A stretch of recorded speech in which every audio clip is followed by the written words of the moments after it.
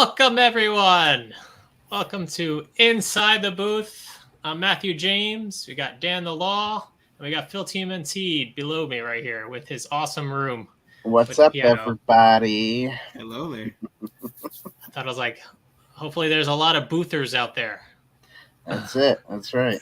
So, but I am... Dan and David gave me the chance to lead tonight, so I'm giving it a shot. So hopefully I'll do okay.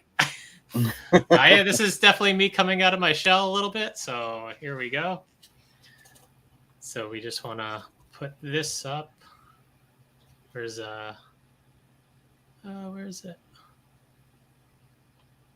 I don't know where the other video is to show.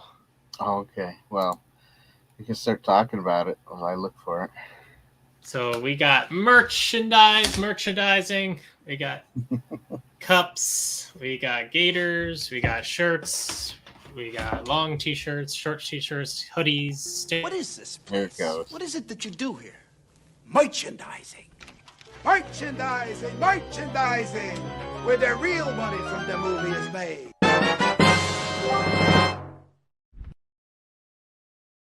Oh, it's beautiful. All right. I love that thing. It's beautiful. It is beautiful. The Zelda thing is always my favorite. Right, Hello, same. Dex. We got Dex in the house. We have JT. What's up, We have Dex? Nemo DeCat. JT. Michael Arena. How you doing, Mike? Uncle Mike. Uncle Mike's on. And yeah. JT. Here we are. So we are reviewing Father Stu tonight. And Which Phil is still alive. He's still with us. I didn't realize he wasn't. Well, Twitter thinks he's gone. But he's not gone. Maybe he's taking a break from Twitter. Are you taking a break from Twitter, Phil? Don't worry, guys. I wasn't Thanos snapped, so. Oh, but now you are. You just snapped. Well,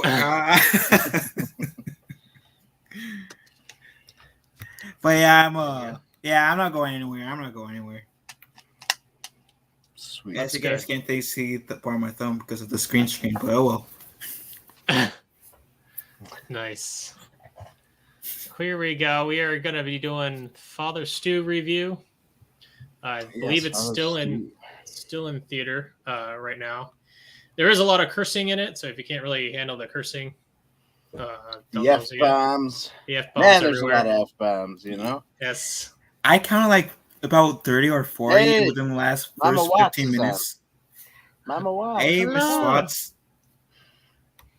But yeah, it was. I mean, it's a raw. It's a gritty. It tells it like it is film about someone's kind of testimony of his life. I'm just going to tell Tabitha. What's up, Tabitha? Hello. Yeah, nice people. Nice place, Phil. You're making that YouTube money. That's what Tabitha's saying. If you didn't get that. Well, it's this place is called My Imagination. It's just really, really powerful. I'm letting you guys see it. Nice. Yeah. I didn't know you could play piano. I used to. Actually, I know how to play like about 4 or 5 songs, and I'm able to play one of those songs with 2 hands. Ooh, nice. What songs do you know? Ode to Joy, Saints Go Marching In, Brother John, part of the Star Wars theme song on one hand. Yeah. And these are classics. Oh yeah. And then I used to know how to play Aloha Oe. Oh nice. That's a catchy tune. Oh, we got Dave Gravy D Thomas. He used to be Mighty Duck. What happened? What happened, Dave? You changed your name, huh? I'm still gonna call you Mighty Duck because that's fun. Unlocking lore. Everybody's coming on now. What's up, everybody? A nice, wonderful Tuesday night. That's right. It's a relaxing Tuesday night. Oh yeah. It's all Put right. on my hood. Yo, Adrian. There you go. Kind of reminds me of that. Oh, yeah. All right. So here we go. So the Father Stu movie. Father Stu. So this guy grew up in Helena, Montana. The movie depicts a tense family relationship with his Bill, portrayed as a tough and mostly unloving man. Originally, though, the members of the family told the film's account was heavily dramatized. Meaning Bill traveled a lot for his job as a heavy equipment operator, but he always provided for the family. And they were always thrilled to see him when he came home on the weekends. There were difficult moments that were told during his life. His younger brother, Stephen, died, which they depict in the film. He died, I found out, by the it's a weird word, meningococcal disease. It's a serious bacterial illness that can lead to severe swelling of the tissues surrounding the brain and spinal cord, or infection of the bloodstream. So his brother died at 5 years old because of that, which is the story also kind of, if you've ever read the Johnny Cash story, it's kind of reminiscent of the Johnny Cash story. Johnny Cash, his little brother also passed away when he was young, and that bothered him for a long time. Which is interesting because they used a bunch of Johnny Cash's music in the film. They did. They depict that. That's cool. To depict that. Original Stu played football and wrestling. He was an average student. He was bright but always motivated in school. Stu found a subject that interested him. He would learn it inside and out and discuss it for hours, which they portrayed very well in this film. He also has a little sister, Amy, which they didn't portray in the film. Then after high school, he attended Carroll College, right in Helena, Montana. He majored in English, but his real love was boxing, which they portrayed in the movie. Stu was a champion boxer and won the 1985 Golden Gloves heavyweight title for Montana. Then he thought seriously about going professional until a fight broke his jaw, which they portrayed in the beginning of the film, which then changed his mind of doing that. In 1987, he moved to LA with the hopes to become an actor, which they also portrayed correctly in the film. Oh, nice. So, and they also portrayed this is all spoilers, by the way, because this is also a part of this is part of real life as well. Real life, yeah. Spoiler alert, everybody. A lot of spoilers, but it's so right good. in It's the so beginning, hard. right at you. That's Sorry right. about that. But the real Stu in 1992, he's returning home from work one night in his motorcycle. He was hit by a car. I didn't find out if he was drinking or not, which was portrayed in the film. Stu had a concussion. The real Stu had a concussion and brain swelling. One ankle was broken. So was his nose. He had the road rash, cuts, bruises all over his body that his sister told him about. So he was really, really messed up. So both parents, his real parents, attended Christian churches, but left to politics in the local church communities. They decided to let their kids make their own decisions about their faith as they got older, which they didn't really dive into much of that with the parents in the film. He did have a girlfriend. The real Stu had a girlfriend that used the church to help to rehabilitate him. So I guess he met his girlfriend while at the rehabilitation church. And then he completely got changed pretty much. He was 30 years old when he became a new convert. So you can say that he was a boxer turned actor turned museum manager. And on the day of his baptism at the Easter Vigil in 1994, Stu had a strong, sudden conviction that God was calling him to be a priest. So that's just a little bit behind the scenes. There's you can look it up, and there's a whole lot other things that happened to his life. But overall, the film's pacing was really good. This is the plot that we're going to be discussing. You get a really sense of the character right off the start. You see a very well-built because of the boxing ability that he shows in the beginning. You see the complications right at the start. He doesn't listen to anyone but his mother.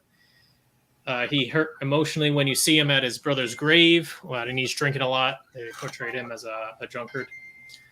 You see that in the beginning also, the police knew him very well. So the plot was a really great plot, the setup of the film. You don't really notice the 2 hours behind this film at all. So I would give the plot a point. Nice. Yeah, I liked. I'll go next. I liked the fact that they portrayed his father as more of like a deadbeat dad, and he just kind of left the family. Mm-hmm. You know, and Mel Gibson did a really great job with that, and how how he starts coming back into Stu's life in the movie. I don't know, it was really good. So yeah, I'll give the plot a point too, since it's loosely based on a true story. Oh yeah. I say loosely because of like what you said. It's a lot of it. What was really dramatized really didn't happen, but at the same time, there are some things that did happen. A sprinkle of truth over the real story. Yeah. Well, and plus you got to make it dramatized so that it becomes a good movie, basically. Right.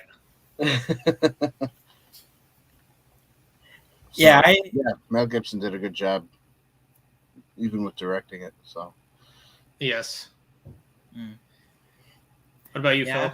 I would give it a point as well. I didn't realize that was based on a true story until like just now. So because of that, and how well they portrayed things in the movie, I'm gonna give it one.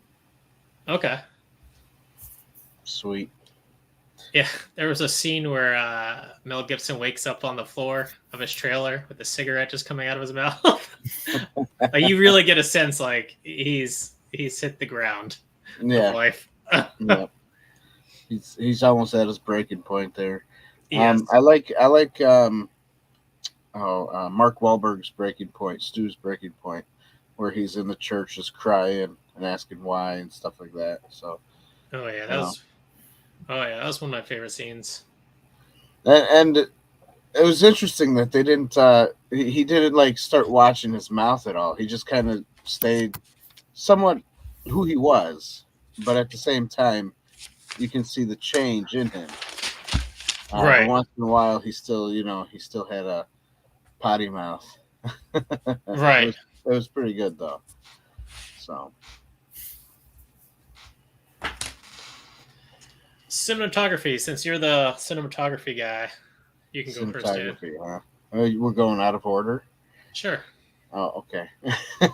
Cinematography. I thought it was. I'll be honest, everybody. I did not watch this in the theaters like I probably should have, and so I had a bad quality movie. But at the same time, I could only imagine how nice the quality of this movie was, because even in the bad quality that I watched, it was good, So I did enjoy the cinematography. It was great, lighting and everything. So I'll give it a point. Nice.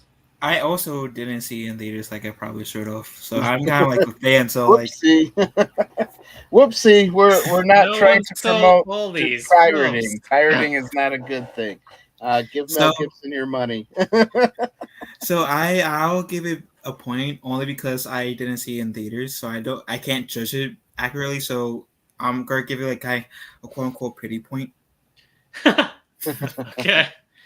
You guys are homeworks is to go and watch it in theaters. That's your homework. That's right. By the way, Mighty Duck, David. I just want to say thank you for that birthday gift. I haven't looked at it yet, but I will get to it tonight. Woo. So thank you. What version of Game Boy? Of Game Boy? No, he didn't give me a Game Boy, but he was talking about that. because my phone keeps going off. No, he I gave can me. promise. I can promise, me guys, it's not the piano behind me playing. All right, that's good. the ghost piano. Mm-hmm. No, he gave me one of his. What was it? A copy of his comic there, a digital copy. So it's on Amazon. This needs to go up. So. Oops, not that one. That one.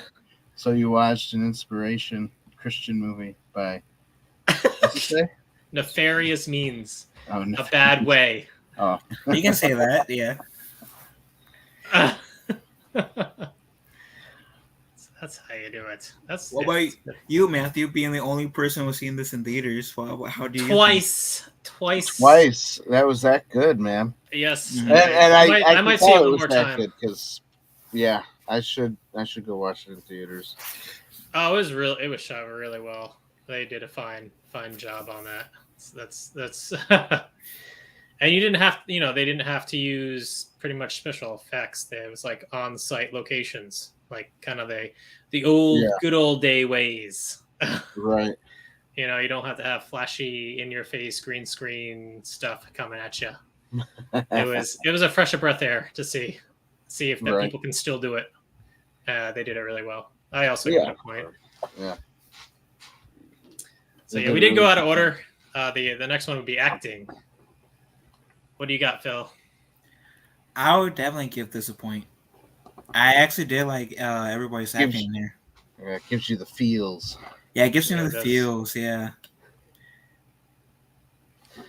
Yes. That's really all I have to say about it. So I actually like the acting. I thought like Mark Wahlberg, I think that's his name. Mm-hmm. Mm-hmm. Transformers dude. I'm gonna call him Transformers dude. Well, he wasn't really the Transformers dude in the beginning, but The one that took over Shia LaBeouf. See, Shia LaBeouf's even right, Stevens. the last Transformers movie that Mm-hmm. he made, which was Yeah, I thought like he played a really cool douchebag turned really cool person. Yes. Yeah, Mark's been choosing really good stuff lately. I'm like, wow, this is interesting.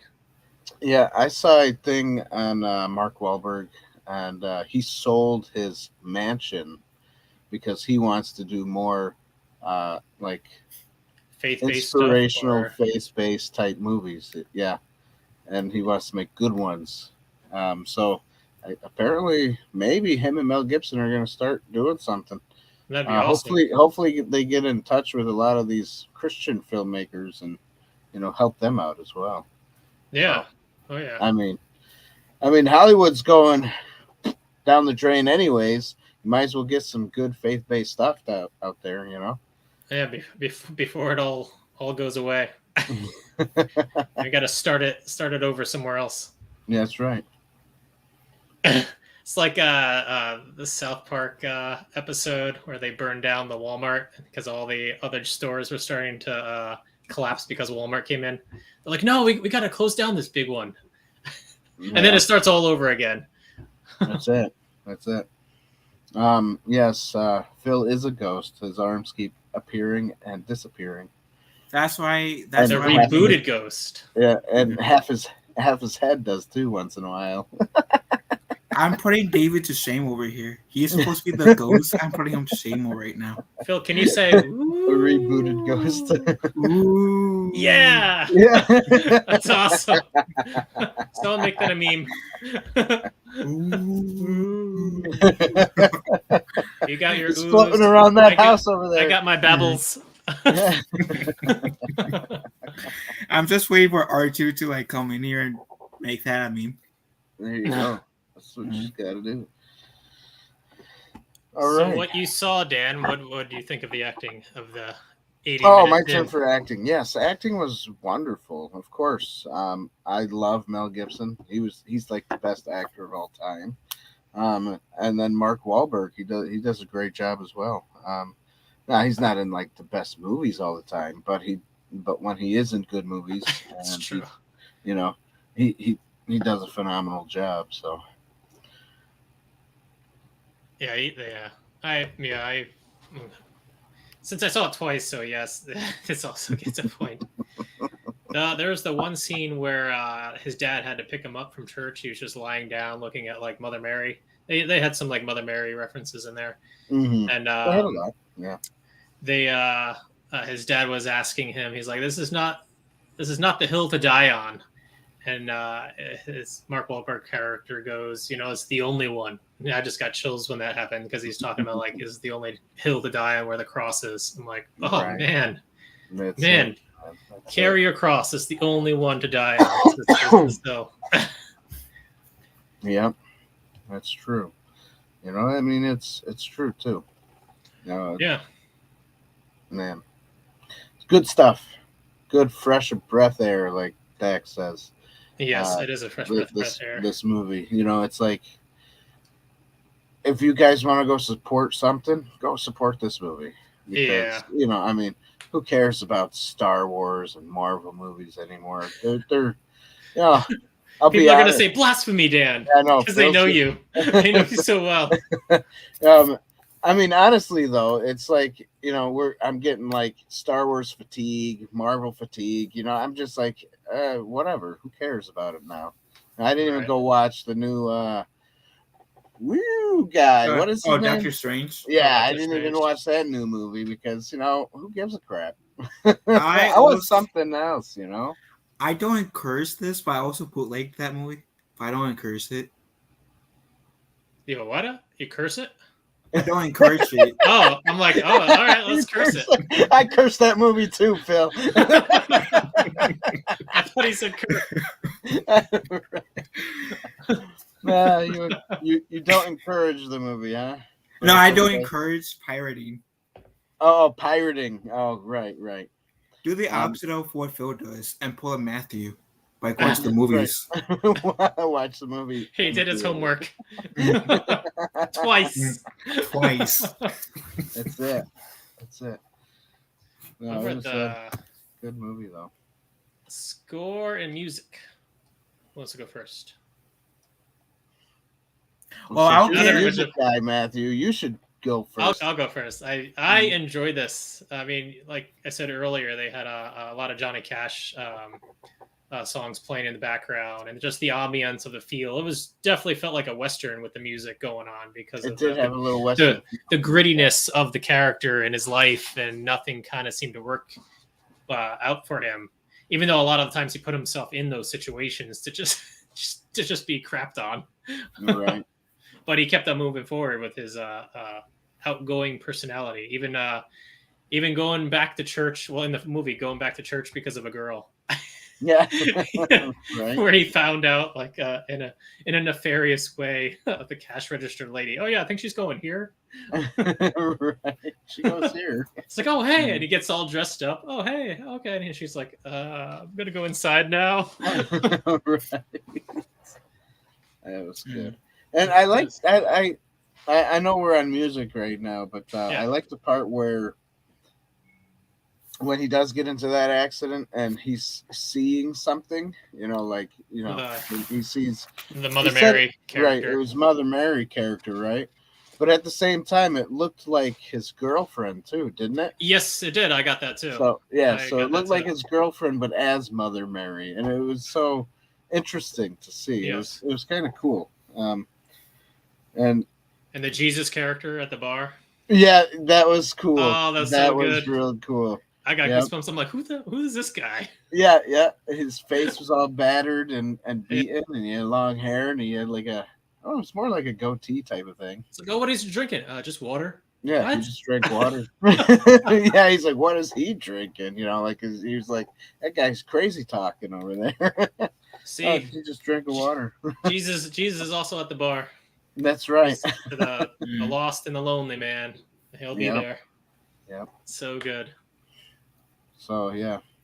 So I guess I'll talk about the music too. I think I'll give the music a point because there was parts of the movie that you did hear a score in it, like a instrumental score. So that was really good how that played out as well.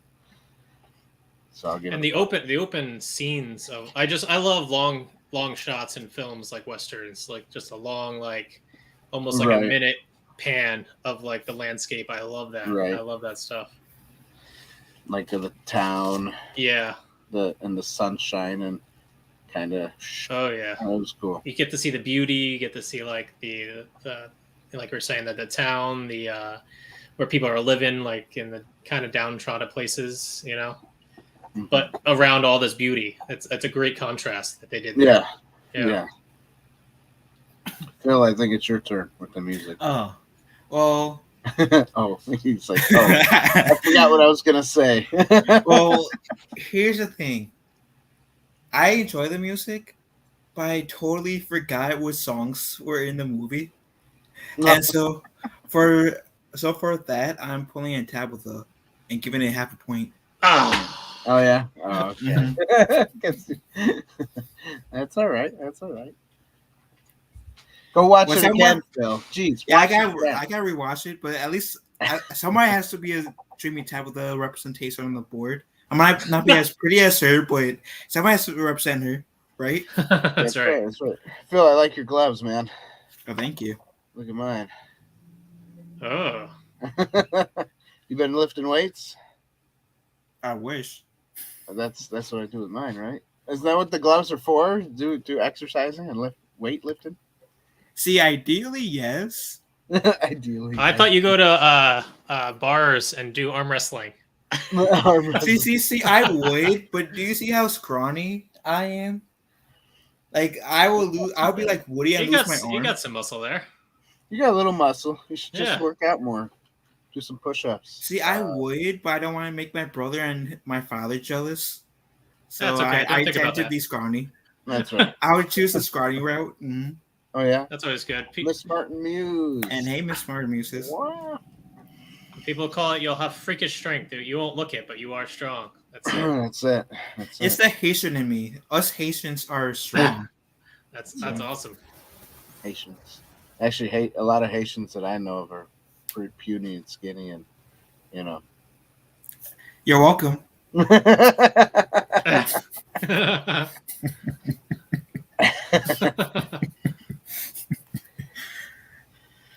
Oh yeah. Oh yeah. So we'll start with Dan. Since you only watched 80 minutes of it, did you get any allegorical stuff out of your 80 minutes? Well, I think the whole movie would be considered an allegory, really. Okay. You know. Well, I mean, don't you think so? Because it's about a man who goes from a life of not knowing God, of sin and all that stuff, and he comes into a life of who God is, and he finds himself and finds his own way, and you know, and he follows. And specifically, he finds himself Jesus. he finds Jesus in suffering, which is very specific in the film. Yeah, that's it. Yeah. You know, and he never backs down from a fight. even within the church, he he was going to the Monsignor, the high Catholic priest people, going back and forth. He's like, oh, you can't even spend money on someone who's a cripple now. Oh, okay, that's nice. And he just, it's like, exactly. Oh man, exactly.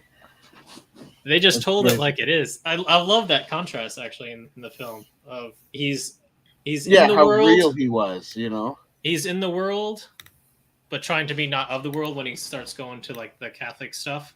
Mm-hmm. So I'm like, man, and he's challenging the kind of the Pharisees, Sadducees of his time, right? It's like, oh, it's all about tradition. It's all about this. I'm gonna, but he's like, well, what are you talking about? If I'm called, I have this passion, that's it. Right. It's exactly. How are you to tell me that that's not what it is? And isn't that what you want the church to be too? So it was so good. It didn't pull any punches. Well, it did pull some punches at the beginning. Right. But speaking, so good. So yeah, it was. Yeah. Did you see the prison scene? Any of you? When they went to the prison with the guards? No. Yeah, I did. You saw that? I love that scene too. See, unlike Dan, I watched the full movie. I'm sorry. Once. Once. You should have watched it twice, but Yeah, I should have watched it twice to be on Matt's level. Mm-hmm. So the prison scene, he and his friend, they don't really get along because he's a high intellectual kind of guy within the ministry. They go to a jail to bring the word to the inmates. And as they get in there, you can see in his friend's face, he's a little nervous, being around people who might have like murdered or killed or did something to get there in jail. So he stumbles at he speaks to the inmates, and they kind of look down at him. He's like, how do you know, what are you doing here? And then kind of Stu sees what's going on. Then he takes over the scene where he asks, do you allow phone calls in prison? And the prisoners say sometimes if they allow us to. To which Stu tells it like it is, says who really wants that call. You're in here. Let's be honest. Your girlfriend is, having relations with someone else, and the whole room gets quiet.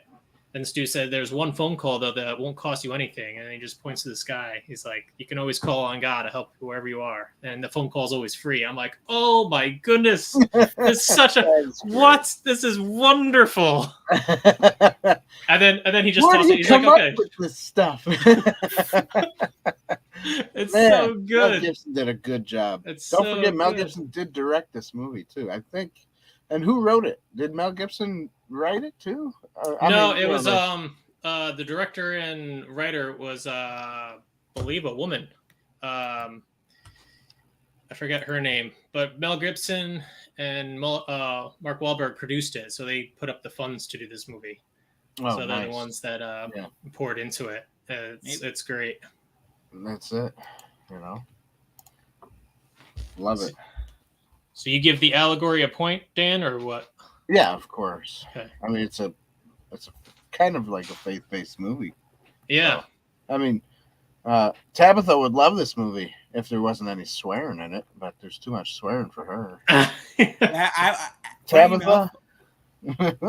Funny enough, I thought like the first 15 minutes when I 20 minutes when I heard like about 20, 40 curse words, mostly the F word going in there. Yeah. There's a lot of F-bombs.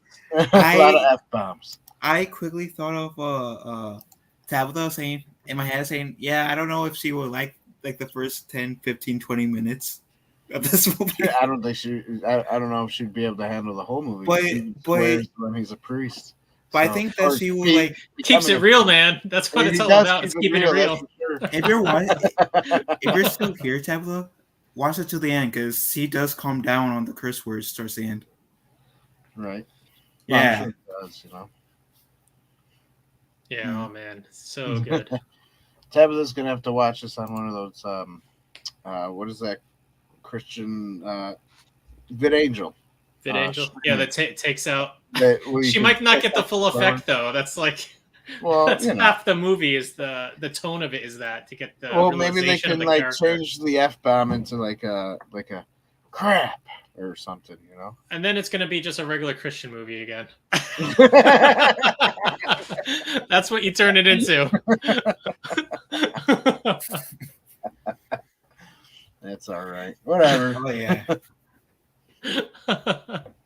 Oh, poop. Rosalind Ross. That's the director and writer's name, Rosalind Ross. Yeah, that's cool.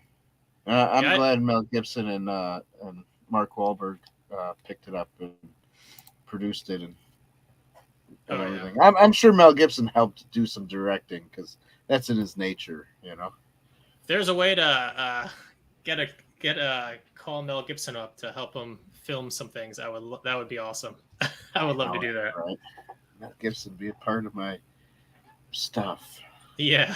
Be a part of my TV Can you show. come on into the booth? That's it. Come. Let's interview him. That would be wonderful. I want to interview him. As long as he can go inside the booth, not outside, we'll be good. I'll tell you one thing, David, he'll drop everything. He won't even go to work if that happened. He'll forget everything, and he'll come and do Mel Gibson interview.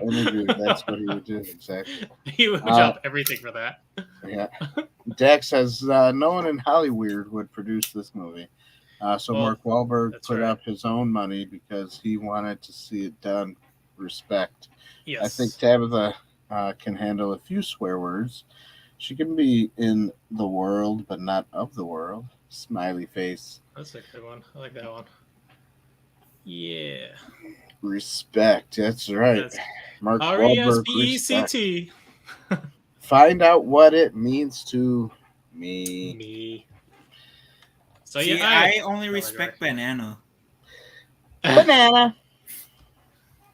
Banana. It's a Despicable Me joke for any of you guys who didn't get it. Yes. I haven't seen that in a while. Because that's all they say is banana. Banana. Banana. Banana. Mhm. Banana. Mhm. Why? I don't know. Banana. Kind of like Groot. All he says is, I am Groot. I am Groot. That's And it true. means like a million different words. How stupid. Who came up with that? Probably Stanley. Stanley. That's for marketing. For marketing. That's true. Like Grogu. He was Baby he was Yoda. Baby Groot for one of the episodes there. One of the movies. Oh, look, Baby Groot. Oh, how cute. Oh! Did you know in the cartoon when he's a twig in a plant pot? And he's not really a baby, though. He just goes, I am Groot. And he's just like a twig. And Raccoon says, throw him. And he throws him. And then Groot turns big again. But if we didn't have Baby Groot, then we wouldn't have the whole cute factor in the MCU and like Guardians 2. Well, raccoons are cute babies. So just use the raccoon guy as a cute baby. Stay on target. See? Almost there. Stay on target. I wanted to do that. Pretty smooth. All right. Yeah. What do you think, She Phil? can handle the swear words, but she doesn't. I don't want to. That's what it is. So for the allegory. For me, I won't pull a Tabitha and actually give it a full point. and because I do like the whole point of him being this overconfident person at first who curses off a storm, who throughout the movie becomes this really humble dude, but still curses. But curses not as much. And pretty much he's like the Grinch. He grew a heart. Or more of one. He didn't have one. I like that. That's good. So that's why I give it a point. I agree, Dex. It's a incognito Christian movie, you could probably say. Yes. Like, actually good. I'd give it a point as well. I wrote down... What'd you come up with there, Matthew? I wrote down... Bear your cross, even in the midst of such darkness that the world will throw at you. You just keep moving forward, regardless of what is going on with your life. Excuse me. Yes. I mean, there are so many great quotes in this film. So many well done. Oh, there was you probably saw that. I don't know if Dan saw it, but you saw this when they're like walking in slow motion. And Stu looks over at his friend, his intellectual friend, and then he cuts to Stu taking him and just pounding him on the floor, and then it cuts to him walking together, and he just gives the sign of the cross. He's like, "Okay, I did good. I didn't fall into temptation to beat him up." Yeah, what was that? Anyways, I did see that part. What was that? I didn't understand it. Oh, that was like a dream, like a daydream. It's a daydream that he was thinking, and then he didn't do it. He was just like, I'm not going to do this. Yeah. But nice. I don't want to spoil the whole film because halfway through the film, something happens to Stu, and he gets something bad happens to him, other than getting hit by a car from a motorcycle accident. It just, man, so many hit points. If you guys haven't seen the movie, I highly recommend doing so. Highly. Yeah. Not pirated.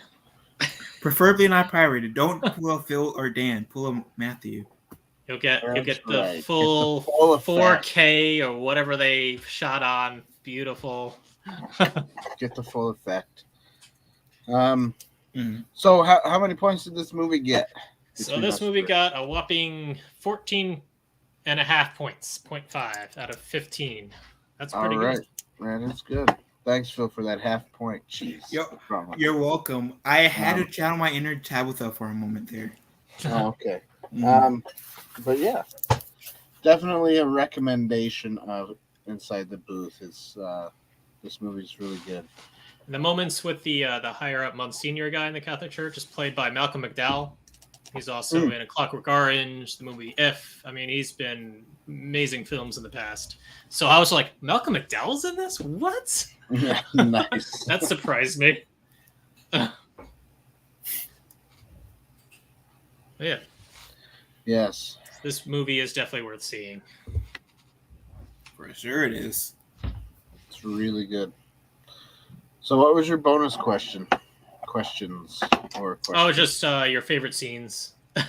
I told one of my fans what the prison scene was great. The contrast too between people going into the ministry who act like they need to know everything, right? Yeah. That was a great contrast to the guy who I'm just going to be real with everything. Right. That was another great contrast in the film.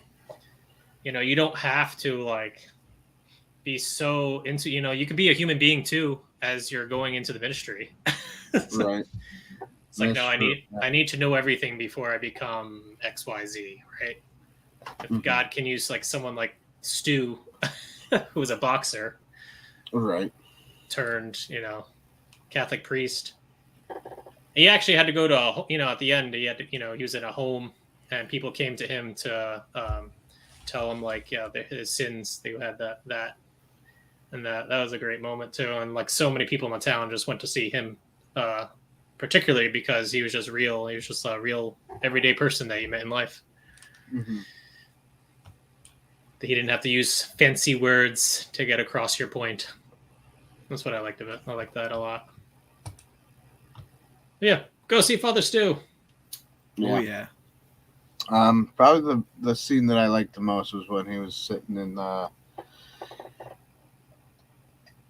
what do you call it? Not a cathedral. I don't know what it is. He's sitting in the pew. It's nighttime, and he's just crying. Oh yeah. And he's just asking God why. Oh, that was a great what's scene. What's going on?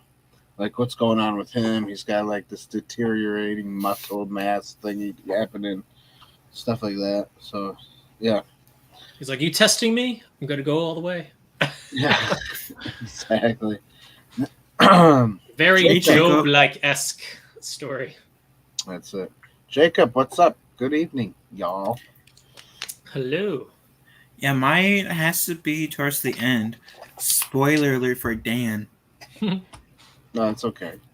But it's actually when the father, when the car stops, and the dad takes Mark Wahlberg's character into the wheelchair and just pushes him all the way to the church.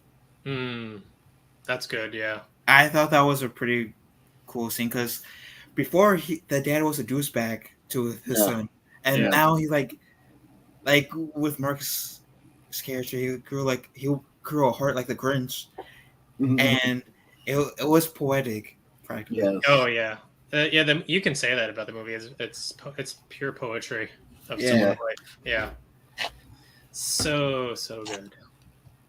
That's great. Yeah, I like it. I didn't get to see that end part, but I'll have to watch it after we get done with this this review, so I can cry and bawl my eyes out.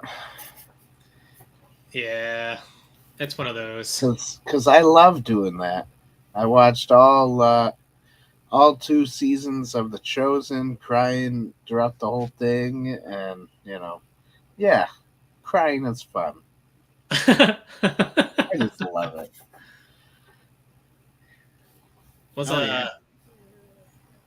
This is definitely a good faith-based film.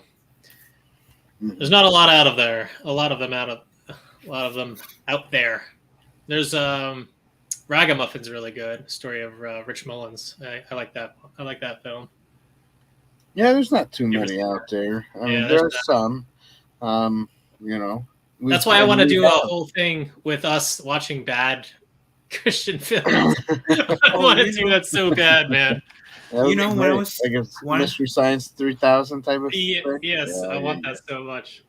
I think I said this in the chat one time before, but for the longest time, I thought Nacho Libre was one of those churchly movies, and so I was like, actually, like 3 years in, then I realized, no, it's not.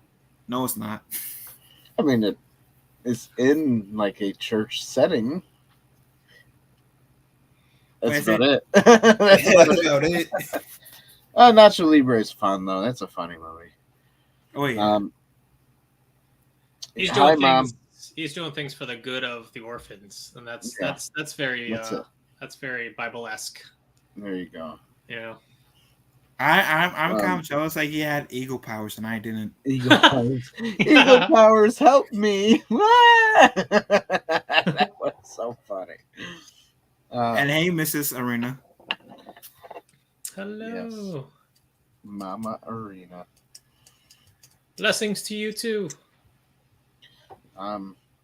So yeah, that's. It's Sketchy Guy, Nevada. What's up, buddy? He says, "Okay, recap." Father Stu, good movie. That's our recap. Go see it. There it is. Go see it. Wonderful movie. Mel Gibson and Mark Wahlberg. Wonderful job. Go see it. Yes. That's pretty much 14.5 right? Inside the Booth edition. That's it. I got a 14.5 out of 15 points. It's so good. Mm-hmm. All right. So I guess that's it, huh? Man, this was a short show tonight, guys. That's it. No room for going off track tonight. No, stay on target. Stay on target. That's it. Well, everybody, don't ever forget. You gotta tell them Silent Green is people! That's it. right. Don't forget that. And I guess I'll do this part, and if you'd like, Matthew, I'll close it as well. Don't forget, guys, to check out our merchandise store, InsideTheBoothTV.com/shop, and get some stuff. Because this summer is going to be a lot of fun. Got a lot of stuff. Nice. Check it out. And if you guys haven't done so already, vanquish the like button. That's right. Vanquish the like button. Vanquish the like button. Ding the bell. Ding the bell and smite the subscription button. Smite. That's it. Smite it. Merch. Dax says, "Good to see you, Phil." Wow, a cat. Sold. Sold? No, Sketch Guy said that. Oh, from our recap. Sold. I thought you were talking about the cat. Oh, so yeah. I heard cat, sold. And then I heard sold. That's what? It. And hey, David. Yes, Or the original Ghost. The original Ghost. Because I'm the rebooted one. That's right, the rebooted Ghost. Because his arms disappear and then reappear out of nowhere. This movie looks awesome. This movie is awesome, JT. Go watch it. If you have time to watch it, do it. Do it. Do it like Nike with the check mark. And the famous words of Shia LaBeouf, just do it. Yes. Yeah. Make your dreams come true. Do it. Do it. That's so funny. Shia LaBeouf should become a Christian and do movies with Mel Gibson and Mark Wahlberg. Yeah, he's another ragamuffin. He needs to get on board with that. Exactly. Sure. He definitely does. I want to take all the ragamuffins and put them all in an awesome movie. That's it. Rocky Dan. Hey, yo, just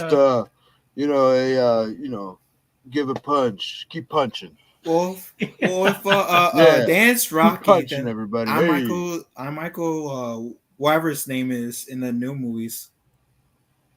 Which? Yeah, I'll train you. Whatever your name is. Yeah. Thank you. Michael B. Jordan. There we go. Michael B. Jordan. Right, but what was his character's name? You can't, because Rocky is, his character's name. Okay, you guys will be mad at me. For those of you who have seen Rocky, I never seen a Rocky movie. What? Ooh. You've never seen a Rocky movie? You haven't even seen the Creed movies? Mm-mm. I've seen Rocky or Creed. Phil, get with the program here. This is Inside the Booth. You need to watch all of them. Hey, okay? Hey, Jeez. if we do a Rocky themed show, I'll watch it. We did do one once. Well, twice, I should say. Way before you, and then one time, I think you were on the show, and you were like, "I've never seen these movies," and I was like, "Oh yeah, that great! was Nobody's seen these movies." Yeah, that's right. That was me and Kaylee. Yeah. Yep. Oh man, so that was fun. Oh, now that I'm part of the team, I'm obligated to watch it. Yes, now you're obligated. Just to stream it. Just to stream my review on it. Hopefully one day. That's it. Dak says, "Smite me, oh mighty smiter." Yes.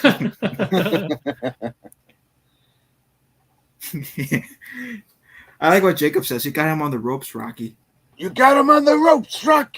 That's. You got to see the movies now, Phil, so you can see the parts that Jacob just said. Oh yeah. So everybody, we'll see you Sunday. What is Sunday? I don't remember what we're doing Sunday, but it's gonna be awesome. So be there or be square. And then the 24th, next Tuesday, we also have an awesome interview that's gonna be happening. You guys won't want to miss it. With Manu, a guy who used to be on Star Trek. So if you're a Trekkie, come and watch that show next Tuesday. Next Sunday is going to be awesome, just as good too. So there you go. All right. So good night, everybody. We'll see you later. Have a sweet, lovely sleep and everything else. Here you go.